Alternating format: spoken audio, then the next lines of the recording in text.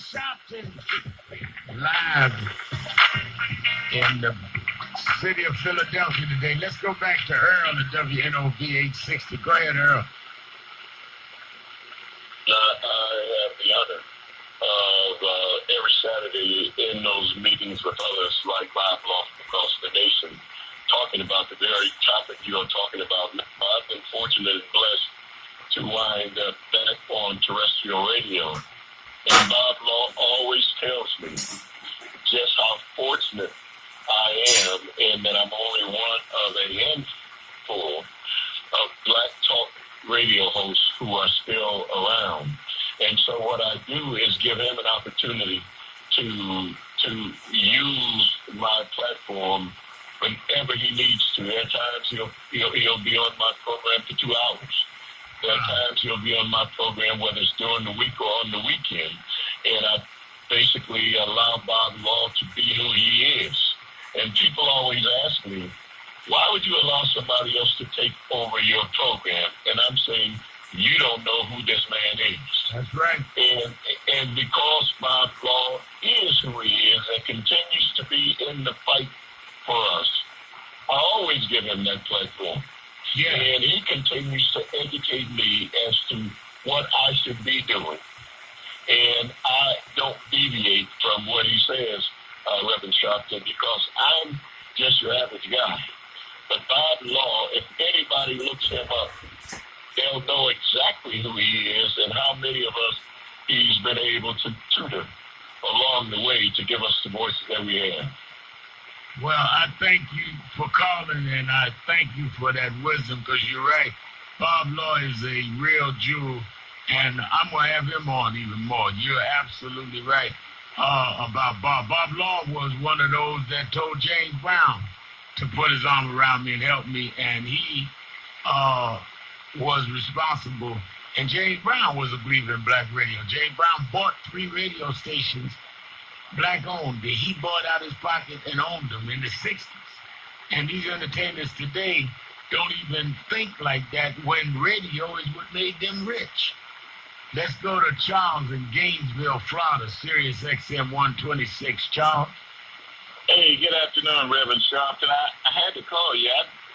I'm in total support of, this topic because I've been in radio ever since I came back from the military in 1971. And I worked, with my cousin to establish one of the first cable stations and then one of the first over-the-air stations. But worked all over Florida, Miami, WEDR, and a couple of other stations in Fort Lauderdale, Jacksonville. But my point is this. I saw this coming a long time ago, saying the AM stations began to convert to talk. There was never a black voice there. And I have been publishing my publication, Black College Monthly, in hard copy, and it's online available now. And as a matter of fact, I'll see you when you come to Tallahassee later on this month. Right. But, the point is that I had the only black college sports show on ESPN for about 12 years, and the only television show on Sun Sports and Fox Sports for about 5. And the problems that we face is exactly what you were saying. They don't want that black voice out there, especially if you can articulate your position and give, your audience the same kind of exposure to basic information that they have. And people don't want to believe it, but we are so easily inoculated into wanting what they have than not to appreciate what we can produce. I've been trying to get a show on XM Sirius for about 7 years, and to have it for black college sports, because that's what keeps black college sports limited the way that it is, and absolutely in no position to generate revenue for the programs. But, there's always some kind of obstacle. There's always something.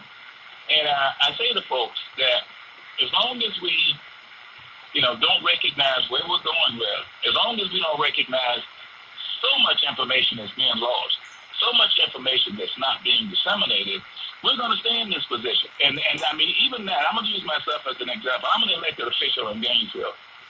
And because I have a publication that tells the truth and deliver this information to African American consumers and students, during this election, I had the only and the largest white newspaper to attack my publication. Never talked to me, but was telling me what I did with my publication, what I should have on the front of my publication, where I get my stories from, as if African Americans and other people don't write and submit stories to me. I've been doing this magazine 43 years now.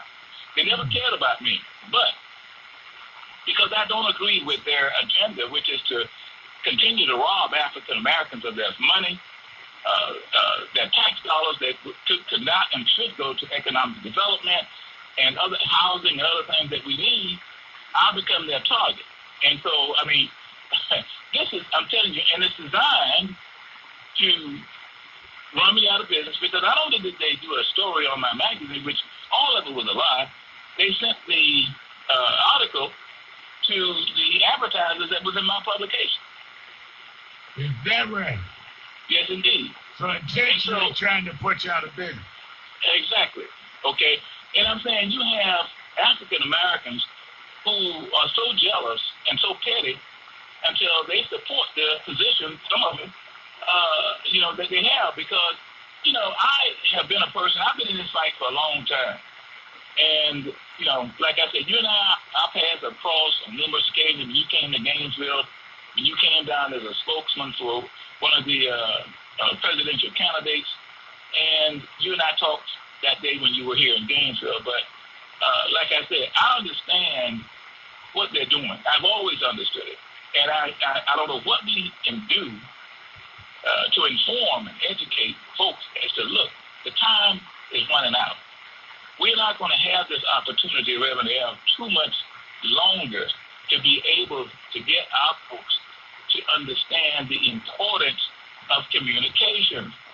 This has been a nemesis of the white community from day one. They always never wanted us to talk to each other. That's why they kept limited radio stations that would format R&B or urban and talk away from us. But they can have 50 in one city. And so I'm saying, when are we going to wake up? And, I mean, you're the only constant flow of information other than the Black Eagle and a couple of other shows. So why don't we have 15 or 20 shows where we can communicate with our people, get them to understand the power of their dollar, get them to understand how important and imperative their existence in this United States of America really is. And as a communicator and a broadcaster, I understand that. And I'm telling you, today you touched the nerve, I hope, in a lot of folks, and get them to understand. You cannot support somebody else's thing more than you support what you have. I mean, Malcolm X said it so eloquently when he said, I don't love those who give me nothing. Okay? And that's what we've been getting. No, you're absolutely right. Thank you for your call, and I'm glad you called. I'm glad people understand this. Let's go to Rodney in Queens, New York. Rodney. Hey, Rev, how you doing? I'm good. How you doing? Yeah, I just want to speak to you. I know you're in Philly. Robert Kraft, owner of the Patriots, and Michael Rubin, owner of the Philadelphia 76ers, went to see Meek Mill yesterday. That's right. And Robert Kraft said he wants him to be released, and said specifically he wants the overhaul of the criminal justice system. Now, I want your thoughts on what you think, because I know they do two white council owners. I know Robert Kraft is more, but I know him not personally, but I know him more than Rubin. But what do you think their visiting him will help him and the criminal justice system as a whole? What's your thoughts? Of what will help me? No, yeah, what would help me and as far as the criminal justice system going forward? I think, Rodney, thank you for your call. I think what we're going to have to do is we're going to have to put some legislators in that will bring in some new